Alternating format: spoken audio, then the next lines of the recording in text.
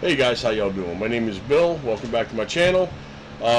Today I'm going to go over Milmage. Milmage is a program that you use for your CNC machine. It's brand new. It's from the creators of Lightburn. So if you know Lightburn or if you've done Lightburn, it looks exactly like Lightburn. The same look and appeal of Lightburn. So if you're used to Lightburn, it shouldn't be too hard to go and get used to this if you're dealing with CNC. If you know a little bit about CNCing. Before I used to have to use Lightburn to create my file. Then I would export it out as a DXF file, and I would pull it into Carveco Maker. Then from Carveco Maker, I would set up all my toolpaths. From there, I would go ahead and save it, and then send it to Candle, which I would use to have the computer run the machine to do the job that I wanted it to do. Milmage is all one program, just like you have with Lightburn. You create it, you edit it, you do everything you want to do with it, then you go ahead and you send it to your laser machines. Same thing with, it's all one program. You buy the program, it's yours, one-time fee, and then for that whole year you get all the updates and all the things that they add to it, all the goodies that they add to it and fix. You get that free for a year. After that year is up, if you want to, you can pay a much smaller price to be able to get the next year's worth of updates and add-ins, or you can just say, I'm keeping what I have. Being it's a brand new software, I don't think that's going to be too many people, because there's going to be a lot of bugs they're working on, a lot of things they're changing, a lot of things they're adding, improving, and doing all those things with it. So I would say for sure, for a couple years, you're going to be putting that extra money in just to keep getting those new updates, for sure. But this is going to be for Milmage, and I'm going to kind of jump in there, and I'm going to show you a few things that I've noticed with it. I made a sign that's going to be coming out in my next video.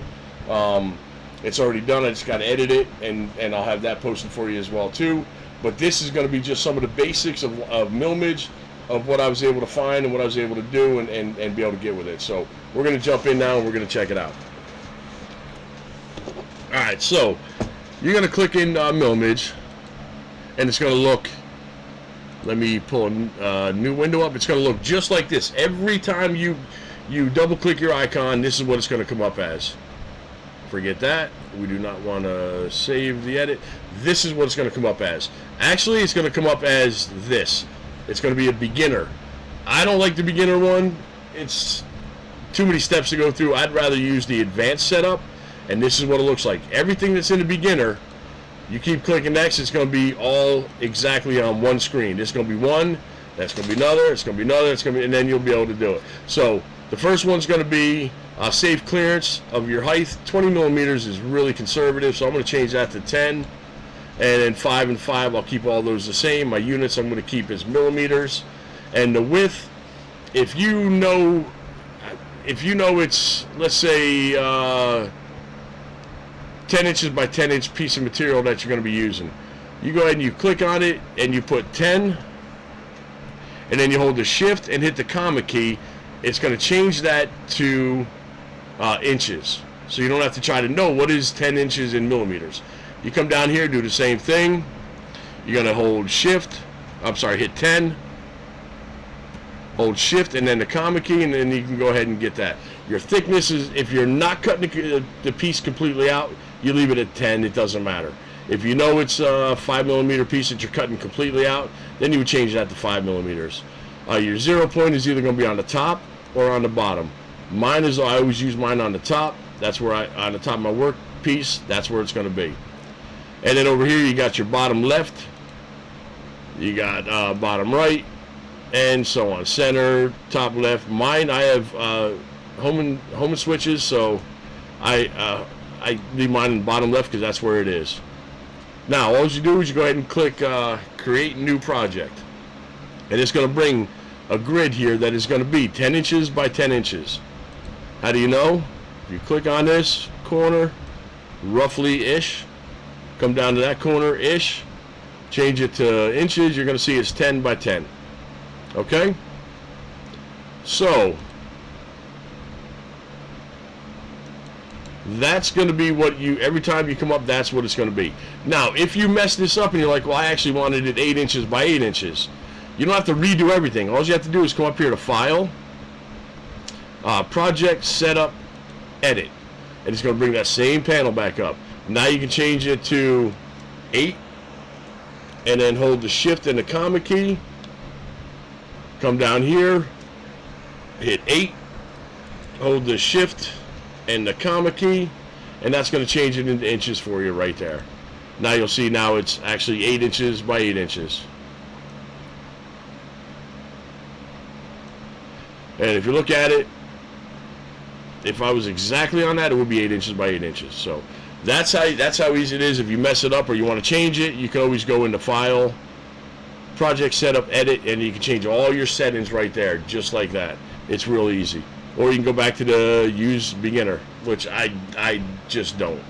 So let me close this one out. Discard that. Now we're on this one here. Now, that's done. Start up Milmage, we did that one. Now we're going to do, let's go ahead and set up your probe. I don't know how many of you guys have a probe. If you have a probe and don't use it, I don't understand. If you do have a probe and you want to use it, I'm going to show you how you can add that into Milmage. It took me forever to find it. I couldn't find it anywhere. I just kept playing and messing, and I finally got it. But what you're going to do, you're going to come up here to CNC Tools, come down to Probe and Wizard, and you're going to pick which one you have. You have a block, or do you have the tool length probe? I don't have that, never had it, never used it. Just saw other people that have had it that have used it. I don't have it, never used it. So this is the one I have, is a block. Okay? And I'll show you that one here in a minute once I get over to the other camera. So it's got an X, a Y, and a Z. You can probe this, like some of them you have out there, real fancy ones. It'll come down, it'll touch this, then it'll go up, it'll come over, touch this, then it'll come down and it'll touch the probe for the Z. I don't have that. But I'm going to go ahead and click the probe block, because that is what I have. And this is where you, if you had the X and the Y block, that's where you would select those. I don't, so I'm going to deselect those. Just leave the Z selected, click Next. Alright, and then I'm going to go ahead and click Next, and I'm going to go ahead and just hit Finish for now. Now, let me jump over to this camera.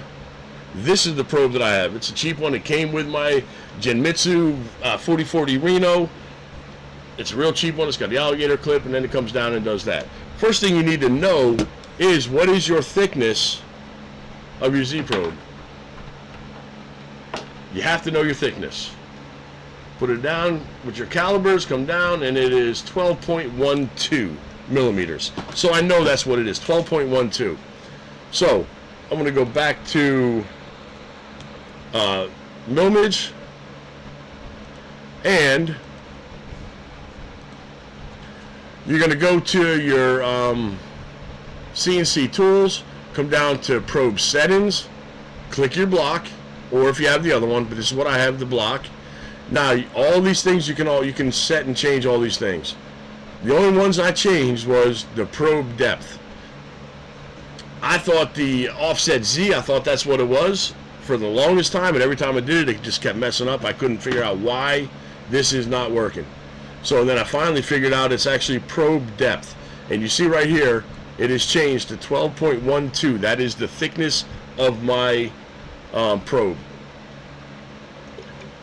Once you put your correct thickness, whether it's 13, 10, whatever the thickness of it is, you put that in there. Now, you got your fast probe feed. It's going to come down twice. It's going to touch your probe twice. First time it's going to come down pretty quick, 600 millimeters a minute. Touch it and go back up. Then it's going to come down real slow at 30 millimeters a minute for the more accurate reading. Then it's going to touch and go up. You can adjust the speeds of those. You can make this 100 instead of 30. I'm sorry. So you can have it as any of that. All you're going to do then is you're going to go ahead and click OK. Alright, so that was setting up the probe.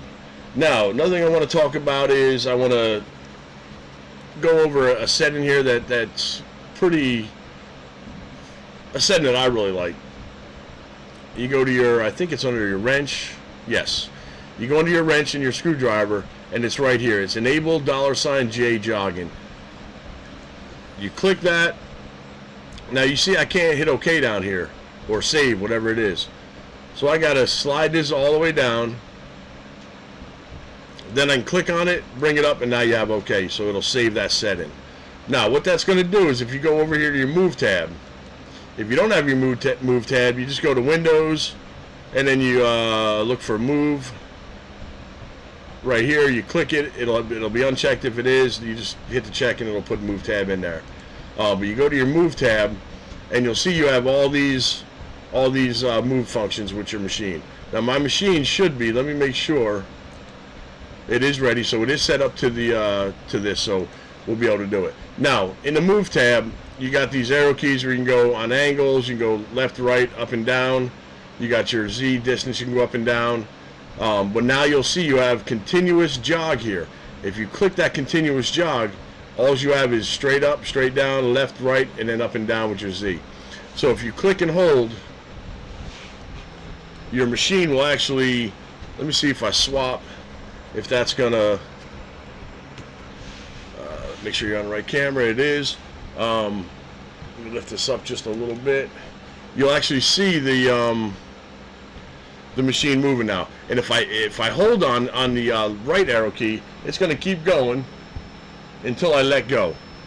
If I hit the up arrow key or the back arrow key, it's going to keep going till I let it go. Same thing with the left, and then the straight down to the front of the machine. So I like that better. Now when you're trying to get to a specific place and you want to be real specific, you want to get to this little point right here, then let me make sure you can see that. Yes. If you're trying to get that little point, then you can come over here to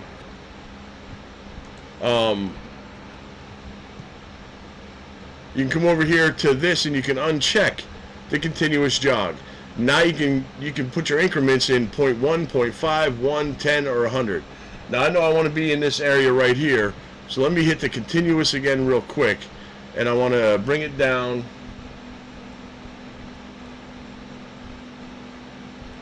to where it's just about on top of it. And if I hit my arrow keys now, I can swap it, uncheck the continuous again. Now I can go, we'll go 1 millimeter at a time. So let me switch back over. And make sure you're on the right camera. You are. Okay, now I can go one at a time. 1 millimeter at a pop till I can get to where I'm almost lined up to where I need to be. Okay, so you can change it to whatever you want. Now I can bring that down just to make sure. Oh, I did not. I had that at 10. The Z probe was set at 10, so I did not want. I did not change that. So that's okay. No harm, no foul. But you want to change it to 1, and then you can drop it down. I'll show you what I was looking at here.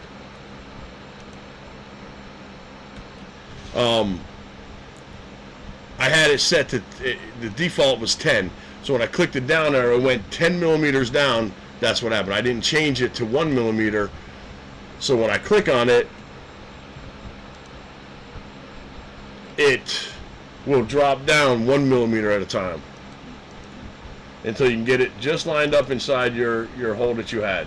So that's how you can get your alignment precise by that. But if you want to do the continuous, that's what I like. Then you're gonna want to hit the continuous button that you can just continually hold it, and you'll be good to go.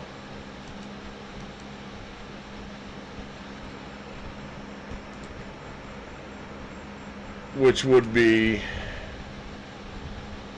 these right here. So that'll let you do the continuous button, so you know you have what you have. Alright, so that's kind of it for the positioning and the movement of it. Probing, this is where you're going to probe at. I do want to probe for you, so I want you to see that. So I'm going to raise my Z-axis up, and I do want to probe real quick. I want to show you the probing of it.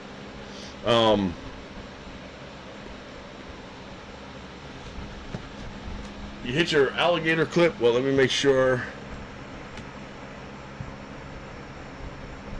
Alright, so you put your alligator clip on your bit, set your Z probe underneath it, And this right here now is where you're going to be hitting your Z probe. You're going to hit this right here, probing. You click on that, and of course this is the one we set up, which is the probe block, XYZ probe block. All we have is the Z. That's all I have. I'm going to click next, and now I can move it to wherever I want to move it at, and it's always going to keep its position where it was. That'll allow me to, if I'm on a corner of this wood, then I'll be able to move it over to the middle to be able to probe it. So you click next, and then all you do is we're going to hit the execute button right here, execute on Z, but I'm going to move over to the other camera so you can see that.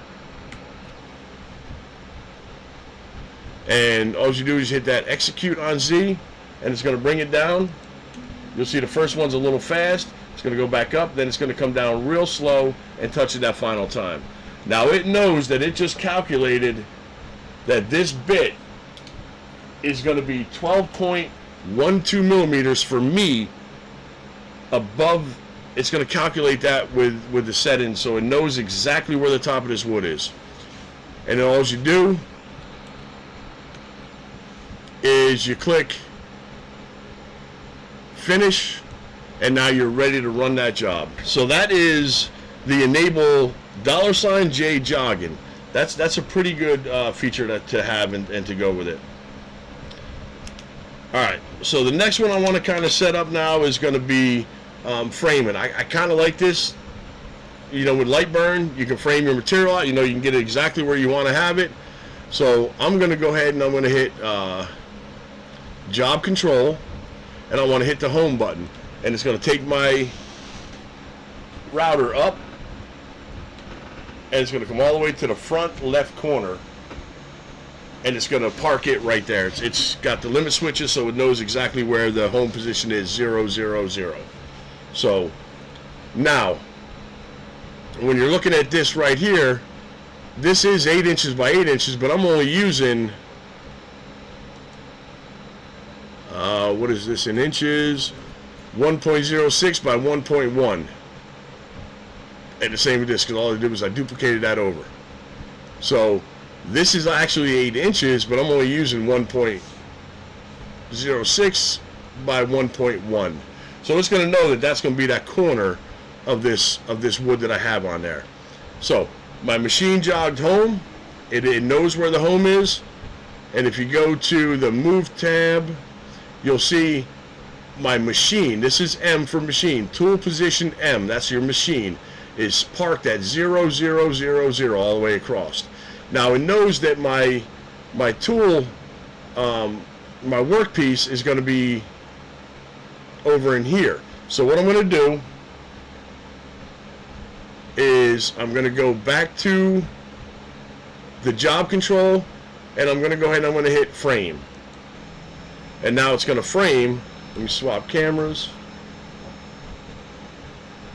You're going to see it's going to frame it right where it needs to be at. Okay? And that's going to frame both of those. So I like the framing.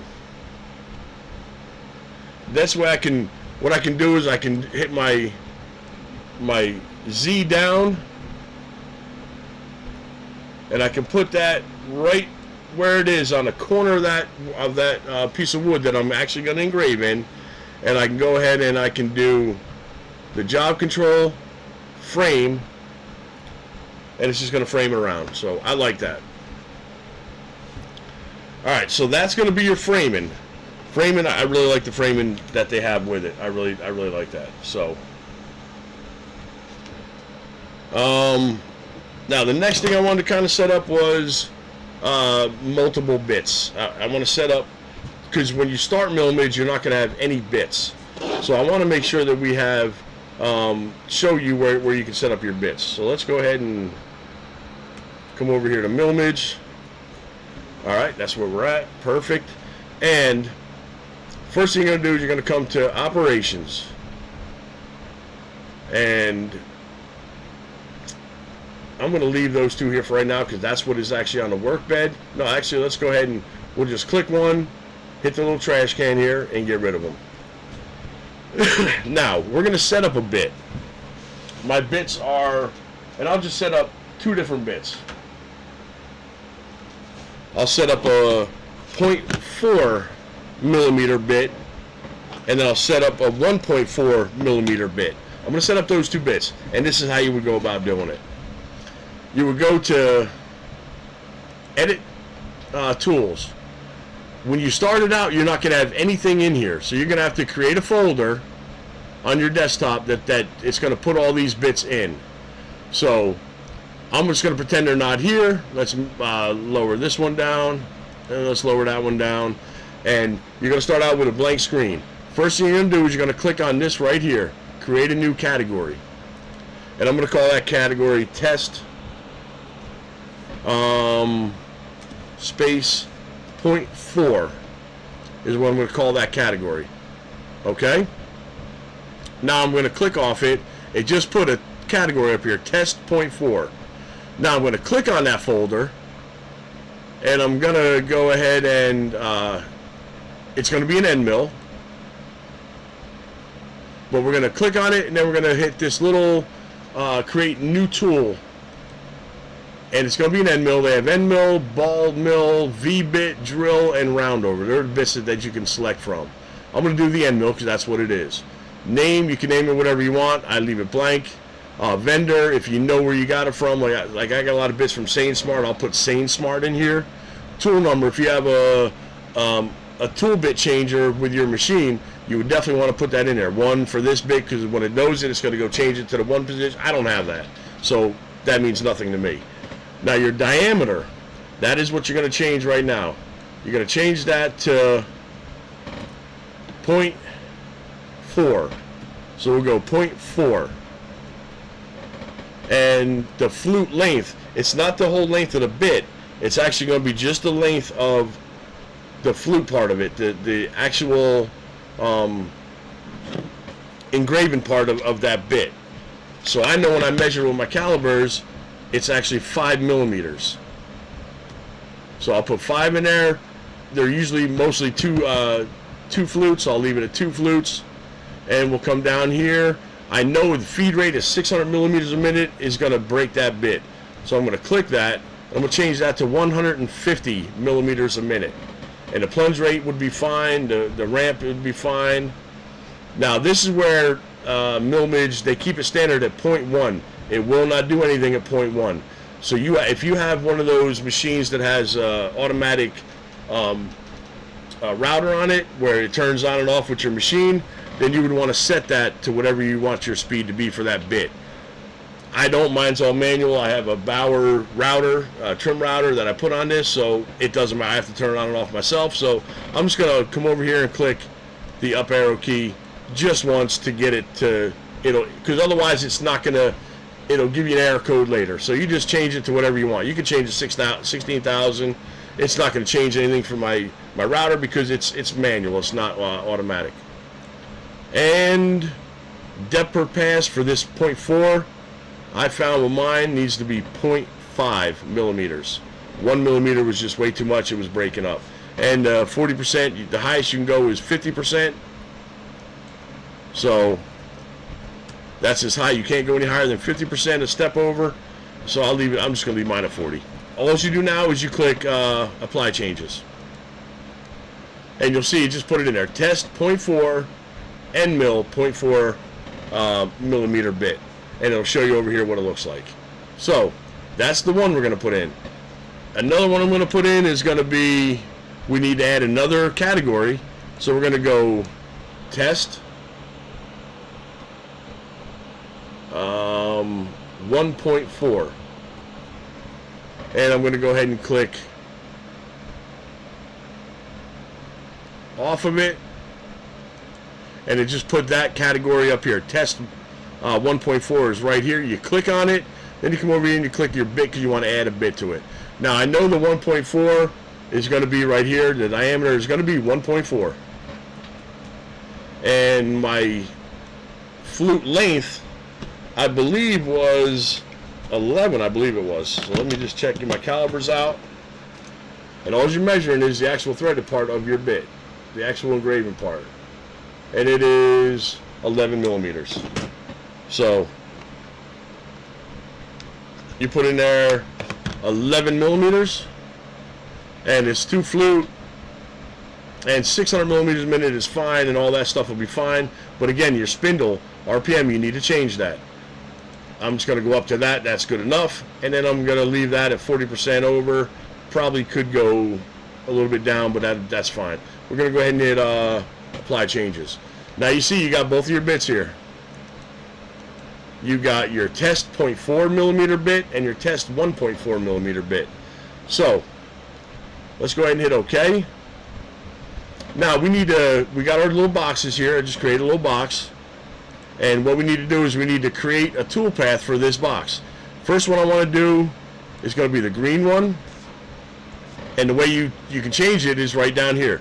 You can make it red, you can make it blue, yellow, whatever color you want. So we'll leave it at green, and we're going to make this one black. All I did was duplicate it, moved it over. That one is black. So now you select the one you want, click new orientation. This one I want to be a profile. I just want it to go just around it and cut that out. So I'm going to hit profile. That's what profile will do. Now you want to change this up here to green. I'm sorry, I don't want to do all that. I want to just click on the left side of it and hit green. Green profile. This way you know what that bit is be for that color. Now you come down here and you want to select your tool, and I want my tool to be the test 1.4 millimeter. Double click it, and it just added that in. Now you want to do your final depth. Your start depth is going to be what's at the very top of your wood. So that's going to be 0. Unless you pocket it out a millimeter, then you would want to have an engraving inside that pocket down lower. Then you would want to have your start depth of I think it would be like -1, so that it knows to go down 1 before it starts doing that next tool path. I'm not doing that, so we're just leaving it at the very start, at the very top of the wood. And our final, we're just going to go down 1 millimeter is all we're going to go down. Now we're going to go. You have alongside, inside, and outside. I'm going to put alongside, and what that's going to do is, like I said, it's going to actually preview it. You're going to see it's going to go just right alongside that line and go down 1 millimeter. That's all it's going to do. Now that's one tool path for this job. Now we want to create another tool path. You could leave it green and then just make 2 different tools. I like the colors on the bottom because it helps me keep track of my bits and how I want to have it. So we're going to highlight that one, and again we're going to have to add another tool path here. So we're going to go to new operation, and we want to pocket this one out. And I'm going to click on the left side of this, and I'm going to put black pocket. My tool, I wouldn't do this because I would have done the 1.4 for this, but since we made both of these bits, I should have used the 0.4 for that one, but I'll do it this way. It doesn't matter. I'm going to go ahead and click the 0.4 millimeter bit. Double click on it, and you'll see it automatically put down here depth per pass 0.5. You don't have to try to remember. You already put it in your bit. You know what it is. It already put it in it. You want to go down 1 millimeter. So that means every pass is going to go down to 0.5 millimeter. To get to a millimeter, you got to do that twice. So that put that in there for you and lets you know. And you see over here, it changed it to the feed rate is 150 millimeters, and all the rest is good to go. Where was it? Your RPM is 2.1. That is not true because when I'm using the 0.4, I will have that all the way up. I think it's like I forget how many RPMs that one is, but I'll have that all the way up for that small bit to make sure it don't break easy, and slow feed rate and all that. So that's why the feed rate is 150 and all my RPMs up real high. Okay, all you do is click OK. Now you have both of these in here for both of these boxes. You select the preview box, and you're going to see what you have. Most of the time it's going to come in as this quality, so it's a little bit harder to see it.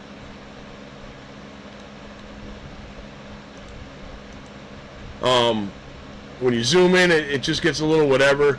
So if you click this box here, go down to fine detail, it's going to make it a lot clearer so you can see it a lot better.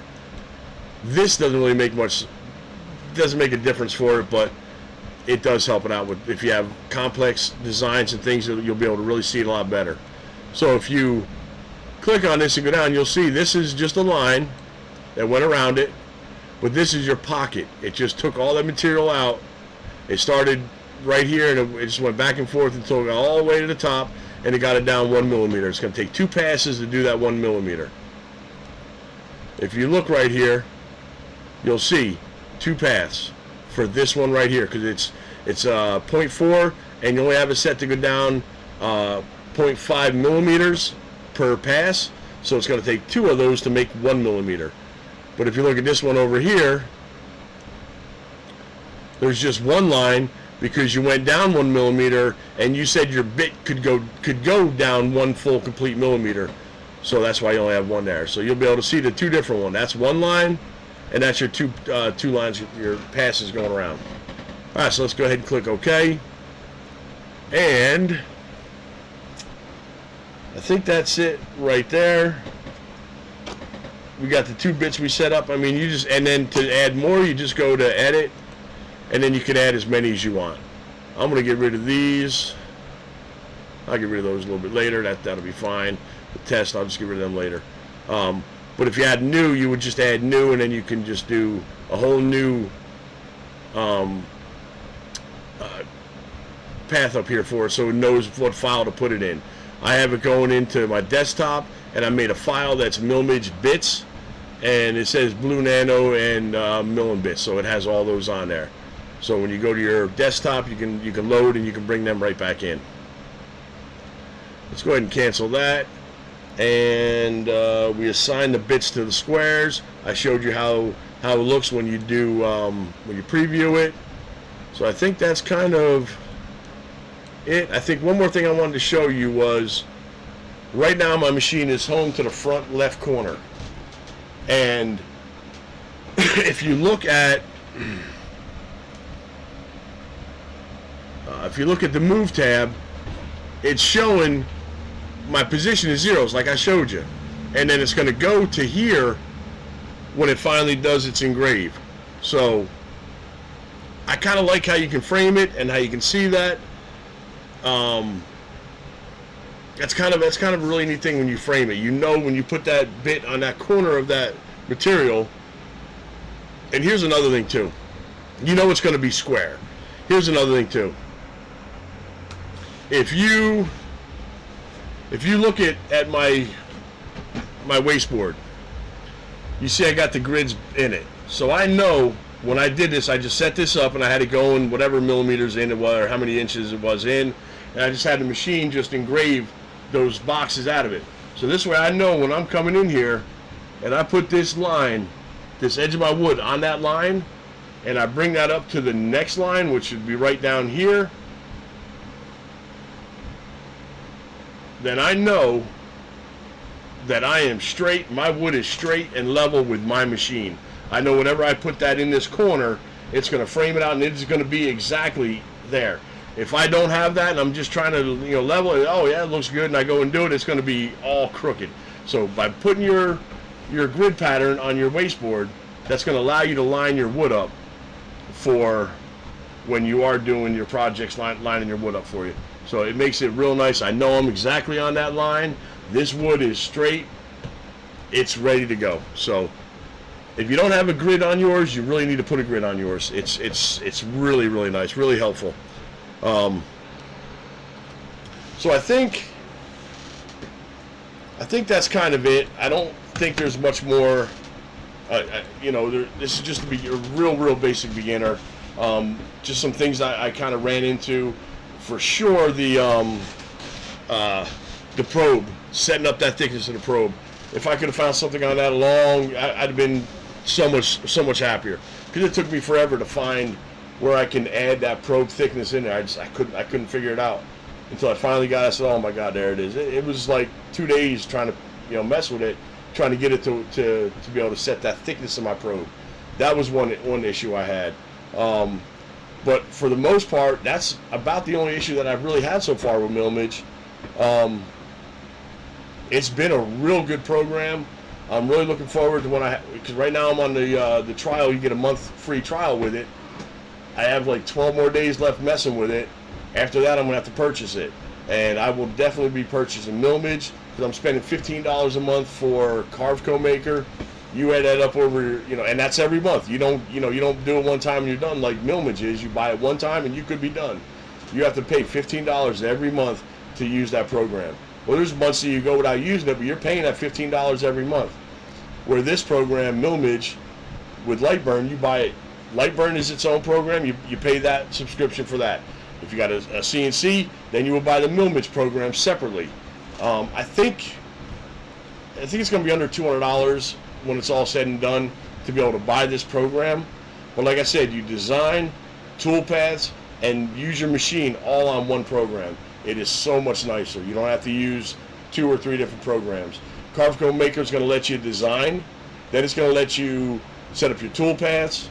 Then you have to save it, and then you have to go to pull up a candle or something like that to use your machine, so it can send all that information to the machine and have the machine do its thing.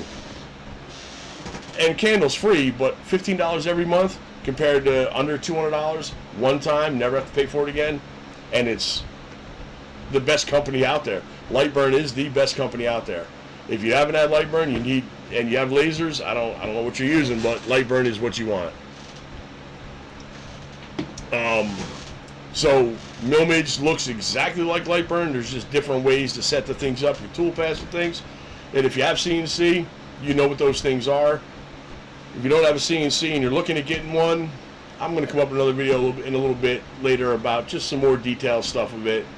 But what I showed you, the next video I made a sign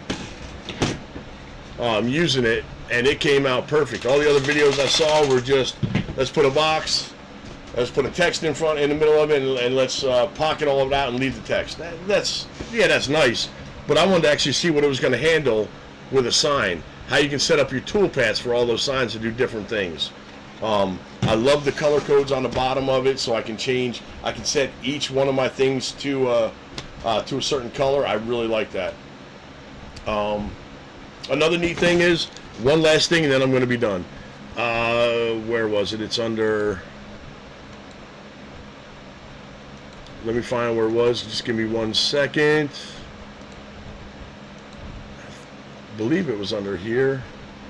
Yes. Okay. All right. So I got the green square. I'm on the green square is what I'm looking at. So I select the green square. I get the green profile. If I double click it, up here in this top right corner, it shows you what the layer is. So you know it should be green because that's what I was clicking on. Let me make sure. It is green. I don't know why it's showing black on that, but that's okay because I'm on a green layer. You can click on this and you can change that to green and then hit OK. And then hit OK. Now you can come over to the black one and you can click the black pocket, click the paint color, change that to black, hit OK. Hit OK. Now if you go to your preview,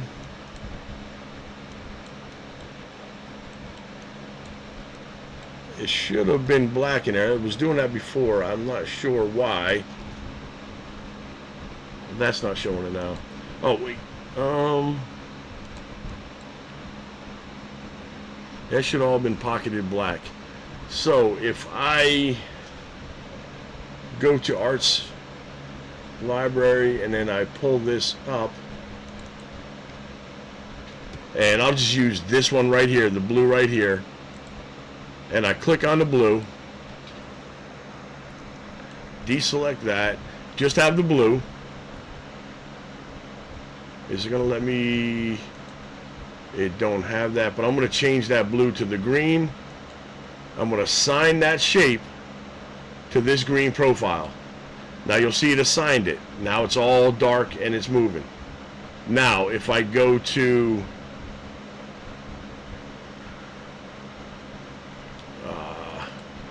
Make sure it is on green, and it is. If I click on the preview, it's not showing a green now for some reason. I'm not sure why. Before it actually showed the colors of what it was.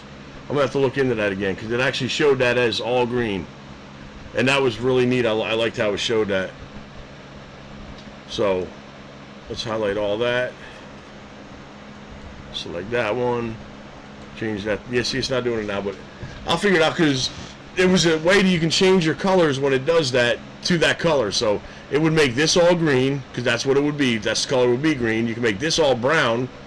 Your shakers could be brown. All this wood could all be brown. Your pool could be blue. It was really neat how it showed that with it. So I kind of really like that, and I'm not sure. It should have showed it right in here, but it is not showing. Oh, you know why? Is that why? No, I don't think that was why. Show project shapes. Okay, no, I don't think that was it either. Somewhere I saw it. I'll find out, and I will drop it in the next video. But it actually showed that was all green, and I kind of like that. So when you looked at it, it actually would look like the colors you were going to paint it. It actually looked like an image. Oh, there it is, right there. Right there. There it is. Found it. Okay. Under here, under the preview, it's going to have show painted colors. So you can see now it's got that as the color of the green, and I made this down here. I think I made it black, so that's kind of their version of what a black would look like. So that I kind of like. So when you're pulling up your image, you're looking at it, you're like, yeah, I like the way that looks. That you can see trees are green, the trunk is brown, the shutters and shakers or the floors are all brown. You can actually make all those things to the color that it's going to look at. I really like that. I thought that was kind of neat. So it took me a minute to get there, but I did get there. Like I said, I'm new at this, but that's how you would go about doing that. You just go into your preview and then come down here to show painted colors, and that'll put it in there. So I kind of like that. I thought that was neat. You can change it to, if you wanted pink, you can change it to pink, and then hit OK. And then when you go into your thing, it's gonna put your box into pink. So that's kind of neat. I like that. That was pretty decent. So I found that. I thought that was pretty neat. But I think that's going to be it. I don't think there was anything else to really kind of go over right now. That's just the real basics of it. But if you got something out of this, hey, give me a thumbs up, subscribe. I really appreciate it. My next video is going to be of me actually showing you the toolpath, creating the toolpath and everything for that sign. So you'll be able to see that on my next video. It's already done. I just got to edit it and then get it put out for you. But that's it. I enjoyed this. Hit that thumbs up, subscribe, the bell notification, share this video with other folks. Let's get this to grow. Over 100 now. Thank you guys so much. That's crazy. 110 actually subscribers. So thank you all. I really appreciate it. If you're not there yet, click on it. Let's get this baby up. I appreciate you all. Until next one, stay safe, and I'll see you on the next one. Thank you.